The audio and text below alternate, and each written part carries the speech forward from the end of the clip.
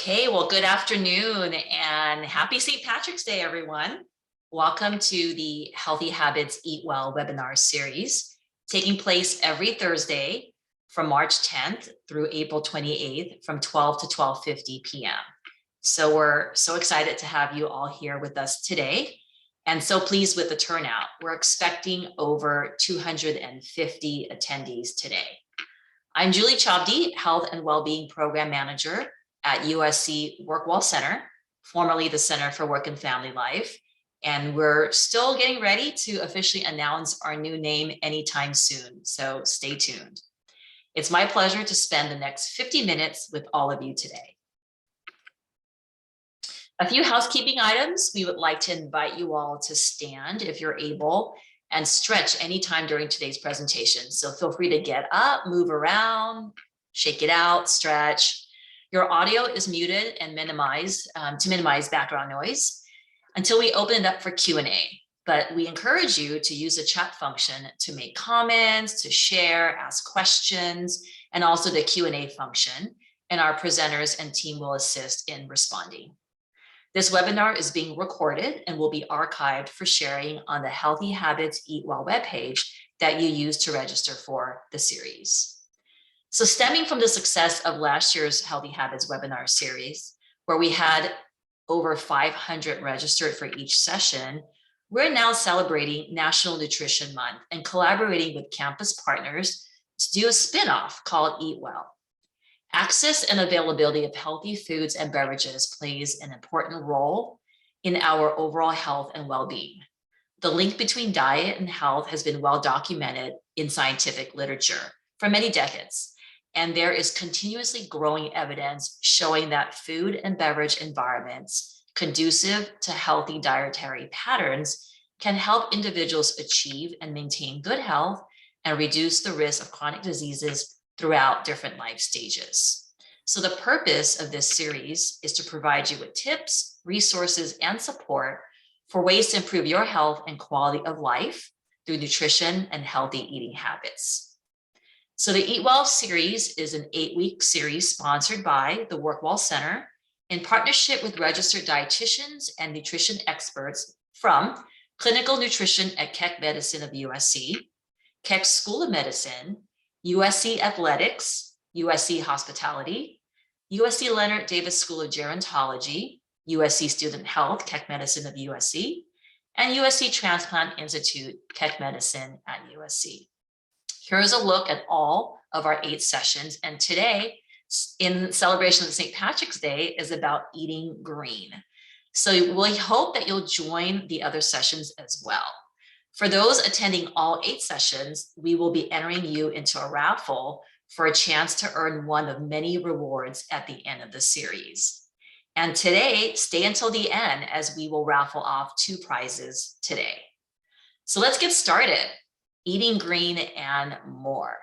Today's agenda will include an overview of greens, tips and tricks for eating more greens in your diet.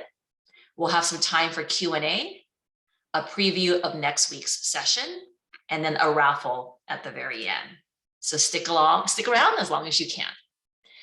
Now it's my pleasure to introduce our speakers for today. We have Cecilia Fay, registered dietitian at Keck Medicine of USC, and Lisa Statner, outpatient oncology dietitian, USC Norris Cancer Hospital. And with that, I will turn it over to Cecilia.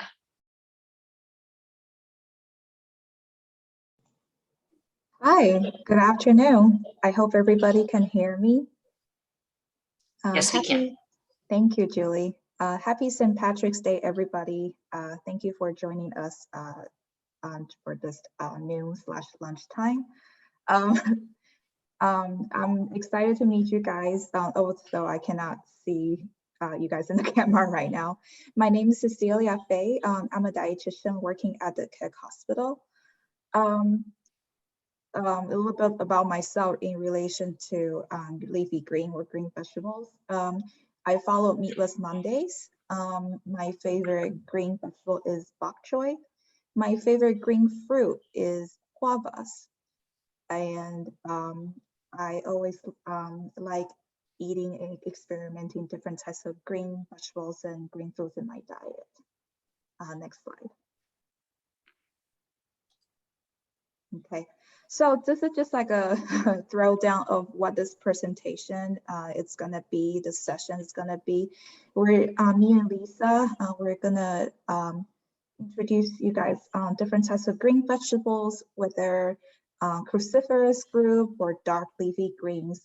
A little bit to do some introductions about the fruits, some interesting facts about the green foods themselves. And last but not least, some nutrition suggestions that we have. Next slide.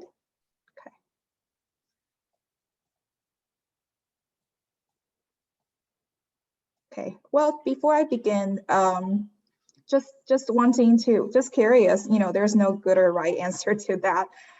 So we create this small poll session just to ask you guys, like, how often do you or your family eat green leafy greens or vegetables on the average during the week? You guys can go ahead and pick your answers and submit to it. We're just curious. We're not judging you right here. The answers are still coming in, so waiting for the responses.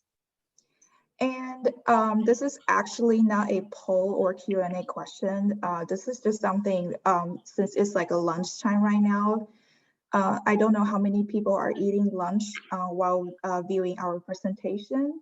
And just checking to see, look down in your lunch, any green food, green vegetables in there. Great, let's end the poll and display the results. Thank you. Okay, good job. A lot of, about half of the audience, they actually replied more than 4 times of eating the fresh leafy greens or green vegetables during the week. Great. Okay, I guess we can move on to the next slide. Thank you.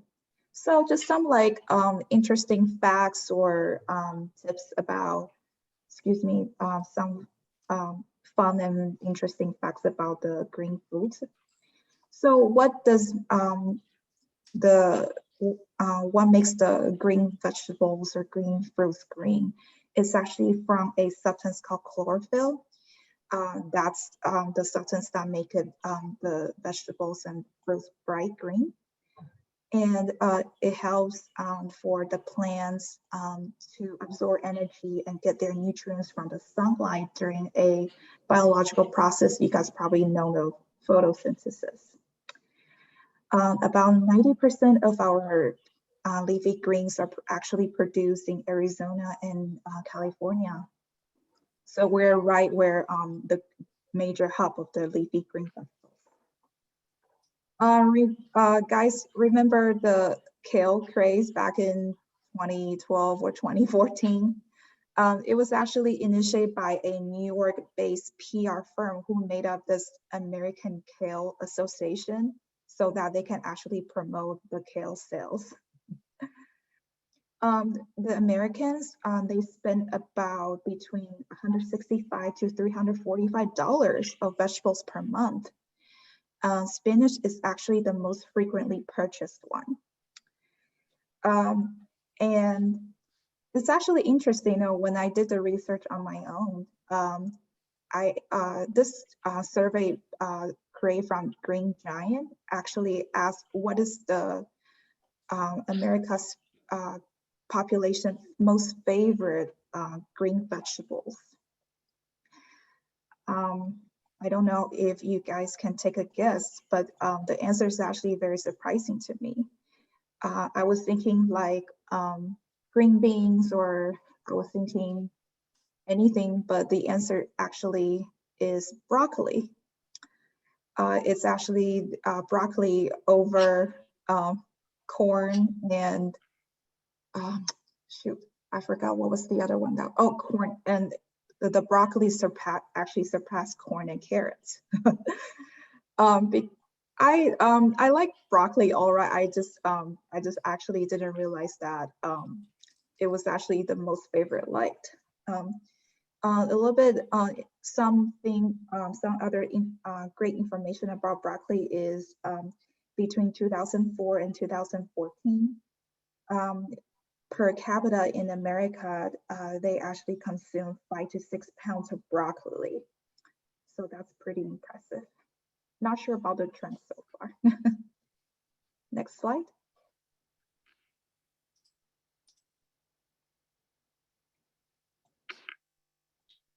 Great. Thank you, Cecilia. We'll hand it over to Lisa now. Hi, thanks, Cecilia. So I hope you're all excited about vegetables like we are. So anyway, my name's Lisa. I work here at the outpatient Red Onc department as an outpatient dietitian. So I'm always pushing plant foods on my patients because of all the benefits, which we'll get to in 1 second. So if we could go to the next slide. So thank you. So what we thought we'd do is just sort of break up some of the categories of the green vegetables. There are so many. When we were looking at it, there's more than we have time to talk about. But I just wanted to give a shout out to Cheryl. She said she's been eating kale since the 70s. So that's very impressive, since kale was first used as decoration on, what do you call it, buffet tables, and it wasn't until the 90s that people were consuming it. So Cheryl, you're ahead of your time. Anyway, so just to talk a little bit about the leafy greens. So there's so many, and there's more and more that we're always adding, but they all pretty much have the same benefits. So primary benefits would be very high in vitamins A, C, E, K, the B vitamins, in particular folate. So the easy way to remember that is folate. The leafy greens are extraordinarily low in calories, so great if you're looking at bumping up the volume of your food and your meals, and if you're trying to lose weight. They're low in sodium. Also, there's zero cholesterol, which is nice. Other benefits: non-heme iron, very high in magnesium, vitamin K, even calcium. So across the board, many of our green vegetables are high in all those, but especially the leafy greens. So what would I classify as leafy greens, or even what are edibles? So some of the newer ones that we hear about, maybe collard greens, mustard greens, turnip, beet greens. I've been seeing a lot of that. Chard or Swiss chard, spinach, kale, as we mentioned, arugula.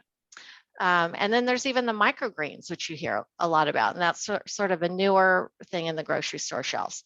So the broccoli microgreens actually are compact. So you have the same benefits as broccoli, but in smaller volume, which makes it really popular now. And you can do a lot with those, like put them on sandwiches, top your pasta with the microgreens, and add to salads, etc. So that's about it on the leafy greens. So, and there's so much you can do with them, which is kind of the nice thing. And especially if you have picky eaters at home, you can sneak in some of those as well. So, and then I see a comment here on the collard greens as being a staple. And actually I did grow up with those as well, that they're delicious. So, and then dandelion greens, if you all know what that is. So some of us that had backyard gardens growing up ate a few of those, so AKA weeds. But some of the things that you can do with your leafy greens is put them in salads, use them as wraps. Even a lot of hamburger places are doing that for the keto diets.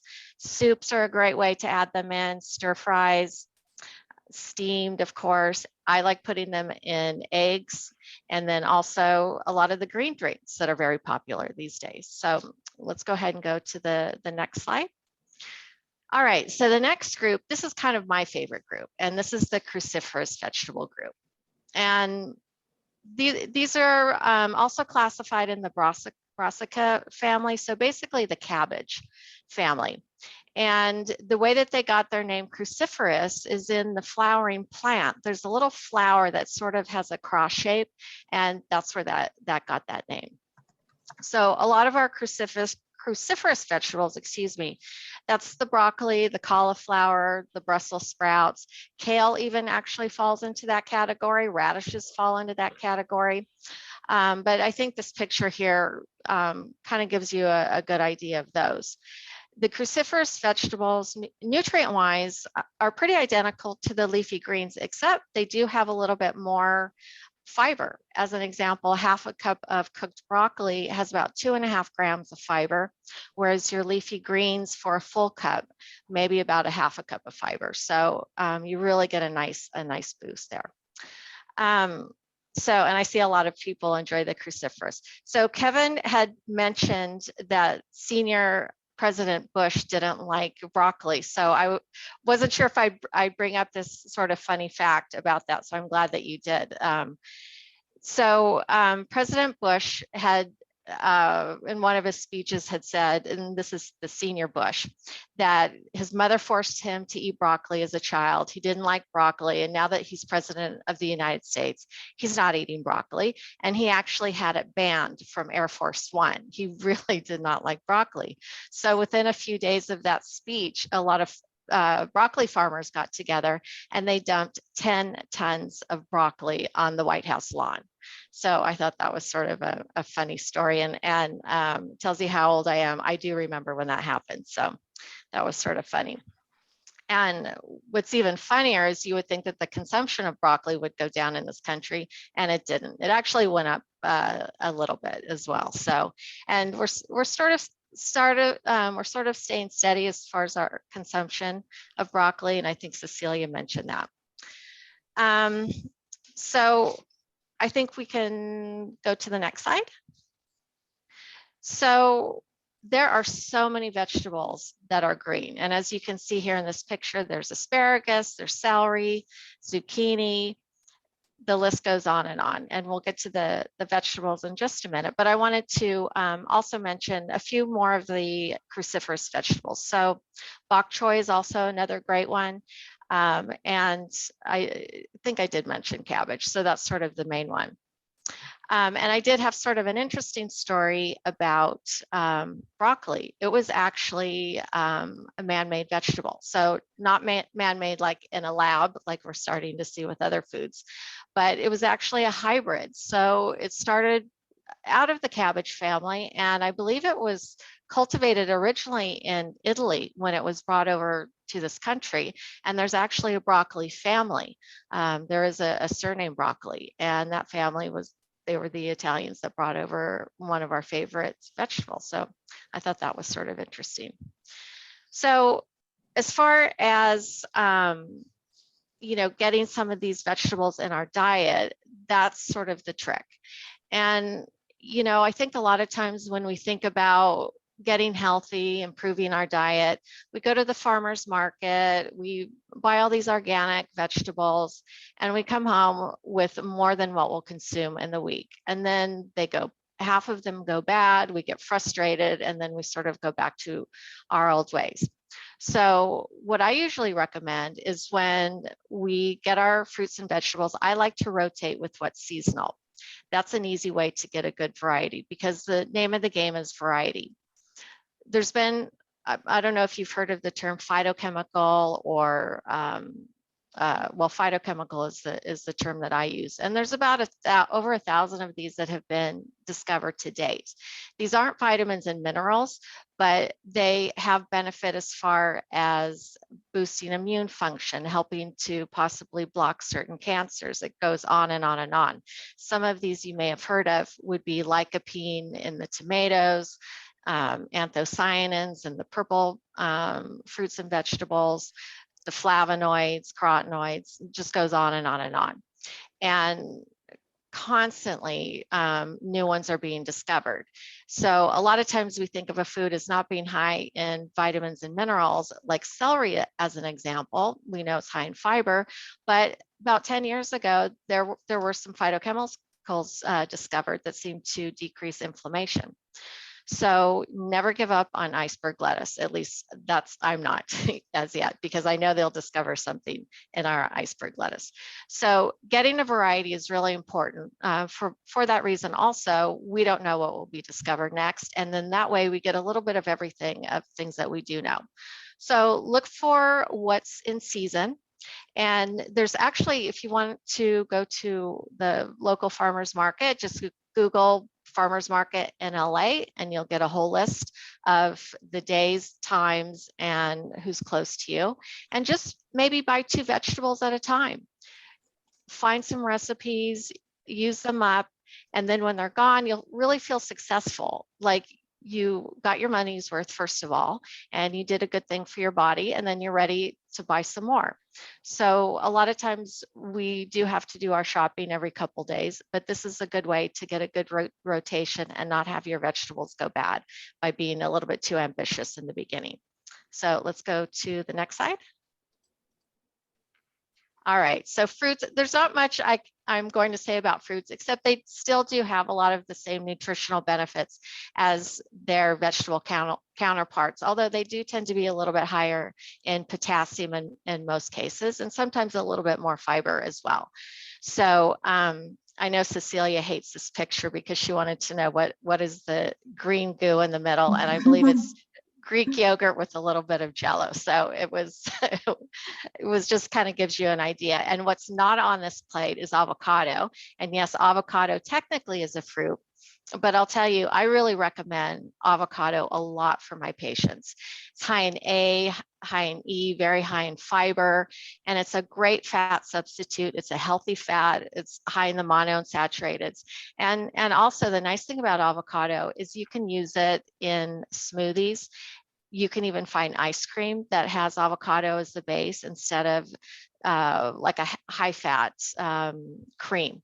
So I really like avocados a lot. They're very versatile, sort of like tofu. They don't taste a lot until you start adding some spices to it. So I think that's it on our slides. If we have time, do we have time for questions? Oh, there's a bunch more slides, Lisa and Cecilia. Oh, there are? Oh, I Yes. forgot the best part. Yeah, you're skipping all the meal ideas. I forgot the fun part. Yeah. Okay, so I just wanted to throw up some serving suggestions just to give you ideas. And so this is basically zucchini pasta, and there's a great little device you can buy at pretty much any store that has kitchen gadgets, and you can make pasta out of zucchini.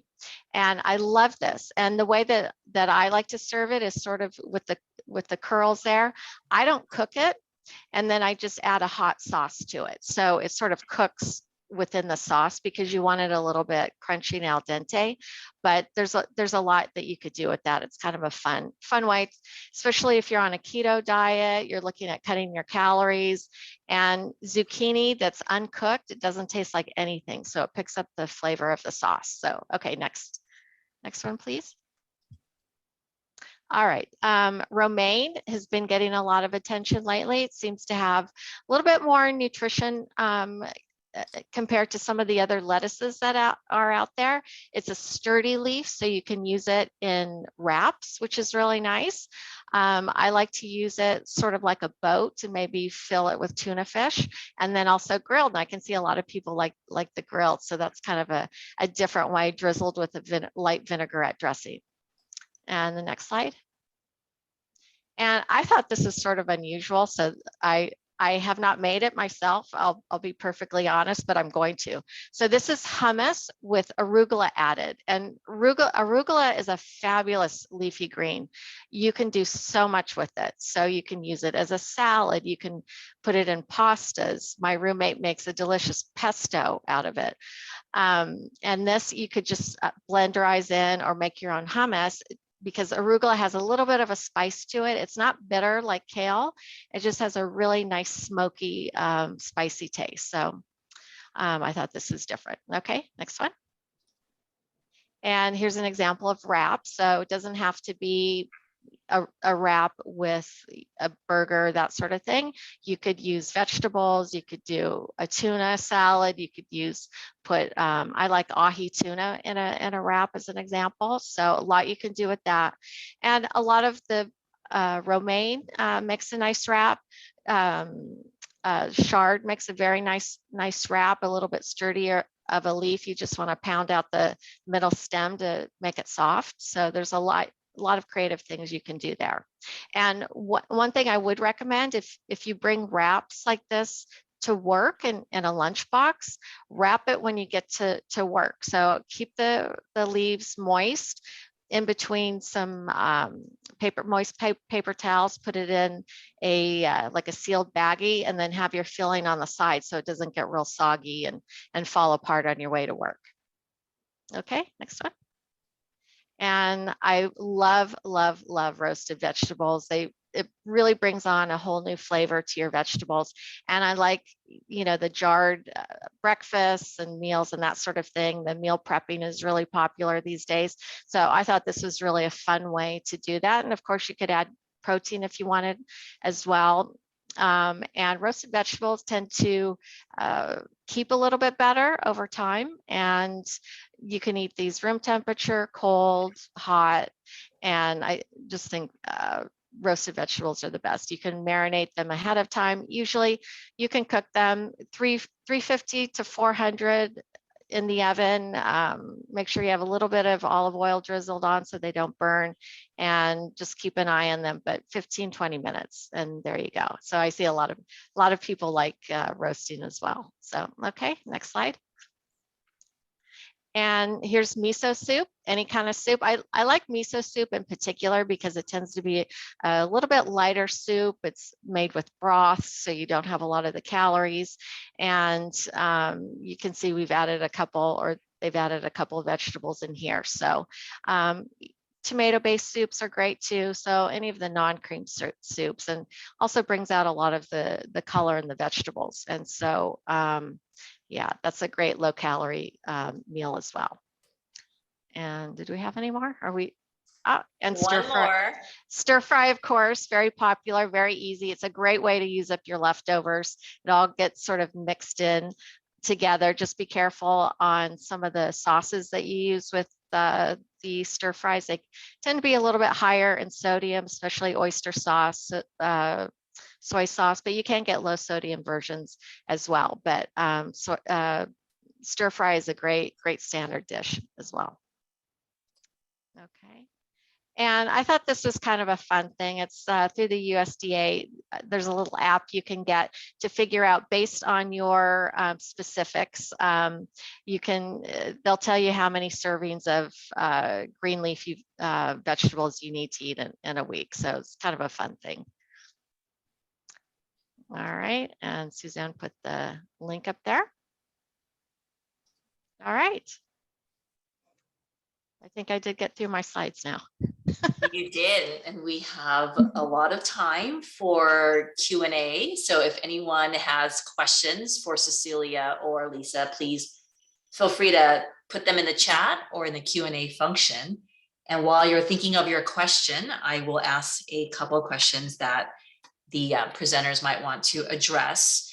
There was a question in the chat about parsley and cilantro, and do they count as a vegetable or not? Well, sure, they would count as a leafy green, although to eat enough to get the same nutritional benefit, you'd have to eat quite a bit more. So it's a lot of it is based on portion size. Great. And then you might have answered this, but I think it might be worth repeating. Which is more nutritious, the cruciferous vegetables or the leafy greens? Well, again, it's a volume question. Now, the cruciferous has quite a bit more fiber. So half of a cup of cooked cruciferous gives you about 2.5 cups of fiber, whereas the full cup of the leafy greens gives you roughly 1/2 to 3/4 of a gram of fiber. So when you consider we need on average 30 grams of fiber a day, you really need to eat a lot of the green leafies. Great. And when you put veggies in smoothies, are the benefits the same? So Cecilia, do you want to take that one? Hello? Yeah. Yeah, hi. Okay. The question is, when vegetables put into the smoothie, are they, the benefits are still the same? A lot of my patients, they actually ask me that. I just tell them that, well, also depends on what other things you're making into adding to the smoothie. Are you adding a lot of sugar, or are you trying to make it, what's the purpose of making into a smoothie though?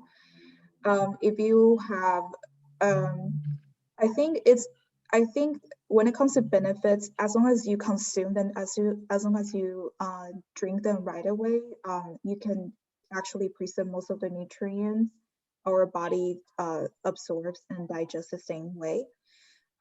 Whichever floats your boat. If rather than eating regular, cooked vegetables or salads, is kind of rather difficult for you to get enough amount of vegetables in your diet, you feel like the smoothie kind actually works, making you actually eat enough of servings of fruits or vegetables, go for it. Great, thank you, Cecilia. We have several more questions. They're coming in. Cecilia or Lisa, any tips for getting family members or really anyone who doesn't like greens to eat more? Any tips and tricks around that? I do. So I've worked with children through the years, and they tend to be the pickiest, but green sometimes is a little bit hard to mask, as we know, but one thing, especially with kids, I will say, is that it's really important to have them involved in the preparation and the planning for the meal. So if you say, okay, so you get to choose, we're having either asparagus or broccoli tonight, which do you want? And have them make it. And usually with children, if whatever they make with their own little hands, and salads are great for them too, because they can rip and tear things literally with their hands. So that is one trick. But also just trying in different ways. We all have different palates, and some foods will taste bitter, to one person, but that's why I like different cooking methods. So, kale's a great example. It's very bitter for a lot of people. Some people love kale chips, that you can make sort of crunchy, which tastes much different than in a salad. So I would try different cooking methods and having people make choices, as well. So I don't know, Cecilia, you might have some other thoughts. Yeah, that's a great question. I so far definitely have been enjoying just reading through all the chats and questions from the chat room from you guys. A lot of times, sometimes I suggest for my patients, they can actually throw, make them into soups or even sauces. For example, like a simple marinara sauce, sometimes it's just with tomatoes, olive oil, and garlic. However, I try to suggest them, hide some like very smashed zucchini or even a teeny tiny bit small of those baby spinach. Sometimes they won't even taste the difference though. I personally don't like raw celeries, but I want to eat more vegetables. So including chop up onions, carrots, celeries, I throw them into soups. And I actually don't taste that distinguished celery flavor anymore when I cook into the soup. So, throwing, it kind of cooked down at the same time though. So hopefully that it can be a great help when it comes to encouraging them to eat more vegetables. Great ideas. Really like that. So for either one of you, which is better, fresh, canned, or frozen? And for people with busy schedules, is there a big difference between using fresh and frozen? So can one of you speak to that? So the group here may not like my answer, but in a lot of cases, actually frozen can be superior. And the reason for that is a lot, and I like fresh, especially the way that it tastes. I definitely prefer it. But if you think about how the whole process goes, and I'm not talking about the small organic farms, but in general, how the whole farming system goes, a lot of our produce is picked a little bit sooner than when it's completely ripe. And so you know, they tend to ripen on the trucks, and the nutrition comes from the vine. So if something is picked, let's just use tomatoes as an example. You know, so if a tomato is picked green, before it has a chance to receive all its nutrients, it ripens on the tracks and over time and becomes red. Now, foods that are frozen, they're picked right when they're ripe. So that tomato is picked red. So it had a chance to receive all the nutrients from the vine. It's flash frozen, and they found that really a good portion of the nutrients, almost most of them in many cases, actually are preserved in those frozen. Now, as far as the acceptability, the quality of frozen vegetables in themselves, I mean, granted, they do tend to be a little bit mushier. It's not the same as fresh, I agree, but in some cases, you do get more nutrition in that respect. Canned would probably be the last on my list. And then, of course, obviously, we want to think about the BPA that's in the lining of the cans. So you want to look for cans that don't have that. So yeah, so that's my answer to that one. Right. Very helpful. And what about thoughts on celery juice? This person loves celery and is using every day. So anyone want to take that one? Well, I guess I'll take that since Cecilia outed herself already. So I love the fact that you're drinking celery juice. I think anytime we can get a low calorie juice in like that, it's filling, obviously much better than you know, some of the sugary drinks that you could be drinking. But I think the main obvious answer to that is you're throwing out the fiber. And that's why I like the blending or the NutriBullet, some of those devices, better than juicing, because you do keep a lot of those fiber in there. So yeah, so that would be my answer to that one. Great. For the record, I did try celery juice with apple juice mixed together, and it actually tasted acceptable. I just wish I liked celery more. So yeah. Wonderful. How do you feel about coconut oil versus olive oil? You can speak to that. I can speak to that a little bit. They're one of them for coconut oil. It's categorized the polysaturated fat, while the olive oil is actually the monounsaturated fat. Unsaturated means that the olive oil actually looks liquidy versus olive oil, it looks kind of in the solid form.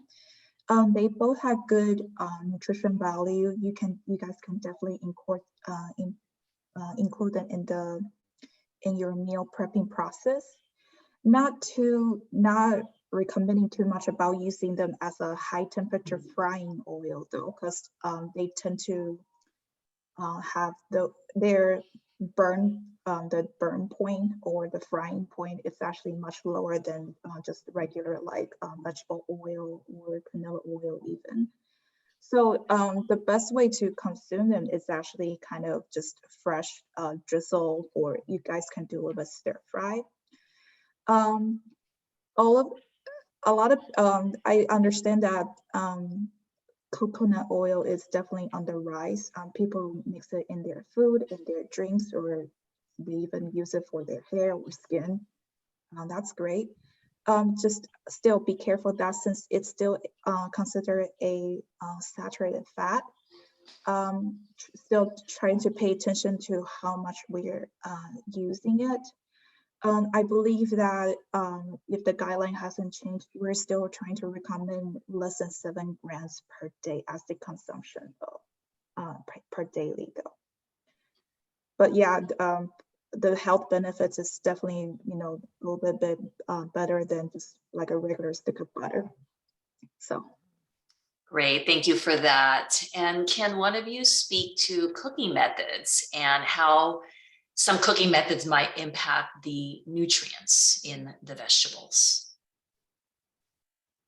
So, you know, one of the things with phytochemicals, I think a lot is not known, or 100% is not known as far as the stability of those phytochemicals that I was talking about. So anytime you do anything to a plant, agitation, time, temperature, any of those things, you potentially are decreasing the vitamin content and potentially the phytochemical content. So, the less cooking, like steaming as an example, is going to maintain some of the nutrients rather than, if you're, charring something or, barbecuing. So, but sometimes it gets down to splitting hairs, because if you're consuming enough vegetables during the day, and we were talking about this earlier, there are different recommendations for how much we need. So the USDA and the dietary guidelines recommends 5 servings of fruits and vegetables a day. So that's all together. So as an example, 3 servings of vegetables a day, meaning a serving is a half a cup of cooked or a cup of raw. So like a cup of spinach as an example. Some organizations are recommending 7 servings, and Julie was even saying she saw one that is recommending 9. So sometimes it's relative, and like I said, sometimes it gets down to splitting hairs, because if you have a family and the only way they're going to eat vegetables is cooked a certain way as opposed to raw, you want them to eat them. And in some cases, the bioavailability is increased in cooking something as well. So you don't necessarily just want everything raw. And I remember the raw foods movement a while ago that all the celebrities were on. And, you really want a combination. And that's actually what I try and do. I have raw and cooked every day. And I try and mix that up as well. Did that answer that? Great. Yes, thank you about that. Question about spinach and its interference with calcium absorption and therefore having an impact on potentially osteoporosis. Do you want to say anything about that, or maybe just overconsumption in general of other veggies? Do you want to take that one, Cecilia, or I can? Or I'm currently more thinking about more like if you have the lower GI problem. Maybe Lisa can answer first. So yeah, I think because that was sort of a concern for a while, of the oxalic acid that's in spinach and actually a lot of the other green vegetables. So there's a potential to bind with calcium and actually create kidney stones. But again, it's the overconsumption, and that's where the variety comes in. And just always, eating what's seasonal, changing things up from week to week, not eating huge quantities of the same thing, and actually cooking, because oxalic acid is water soluble. Cooking can actually release some of that, and so it's not so problematic. So raw spinach in high volumes probably would be of concern and something you'd want to think about, but hopefully that's not all you're eating. And it looks like we have time for one more question, and it is, what vegetables are good to eat during pregnancy? Cecilia? No. Well, folic acid is generally what we want. So any of the green leafies, I would say gravitate towards those. Oh, one more question just came in, and I think we have time. One more minute for questions. Was cabbage discussed, and is there a difference between red or green cabbage? Your turn, Cecilia. The first I can think of is taste, but I'm pretty sure it's not about taste or flavors. You guys want to understand better. Without looking too much information about it, yes, Lisa did discuss about the cruciferous vegetable groups and their health benefits. On cabbages, I think either red or the green They usually have a great source of like potassium and the other vitamin C's. Probably red cabbage tend to have slightly a little bit more iron, but I feel like the overall health benefits could be the same though. And again, green or red, it just depends on their type of like the green, they have chlorophyll, and however, when it comes to red cabbages, they probably have some different type of pigments or substance that makes that distinctive color red or purple-ish. Great, thank you for answering that, and maybe choose green today for St. Patrick's Day, right? So thank you, everyone. Stay away from the green beer. I'm surprised no one put that in the chat when I know, I was surprised too. Sharing your favorite greens, yeah. Green food coloring is a no-no. Yeah, lots of great resources in the chat. We had some mention of cookbooks and community organizations that help deliver fresh vegetables to local neighborhoods, community gardens around USC. There's a garden club at USC. Someone even offered to share seeds and exchange seeds. So we'll capture some of that in the chat and put it into the post webinar email that we send all of you. Or if you want to just scroll back in the chat right now and capture some of that. But thank you everyone for sharing such great resources and expertise and tips and ideas. Just really, really exciting. Yeah, thank you everyone. Yeah, thank you, Cecilia and Lisa as well for your knowledge and being here today. So next week we have Eat Like a Champ, How to Fuel for the Everyday Athlete. And this will be presented by USC Athletics, Katie Valdez and Lisa Reisinger. So Lily Reisinger. So hopefully you all can make that next week. And then real briefly, for those of you who are eligible in the Vitality program, attending today's EatWell seminar will earn you 50 points and you'll receive an email from Vitality and USC Health Plans. They are our health assessment vendor. So if you have any questions, you can contact healthplans@usc.edu for more information. Thank you so much, everyone. Before we get to the raffle, I just want to remind you all to please complete the survey that we'll be sending out afterwards, along with a copy of today's presentation. And we'll also have the recording posted on the EatWell website. So now we have a raffle, and we are raffling off 2 vegetable choppers. So in addition to today's raffle, a reminder for those of you who attend all 8 sessions, we'll have more raffles at the very end of the series. So I'm going to stop sharing so that Suzanne can pull up her spinning wheel and we'll make a note of the winner or the winners. Here we go. We have all of you entered.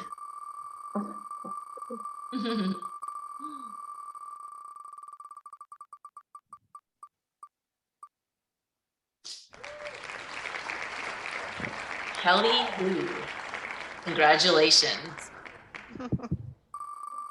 And one more vegetable chopper lucky raffle winner goes to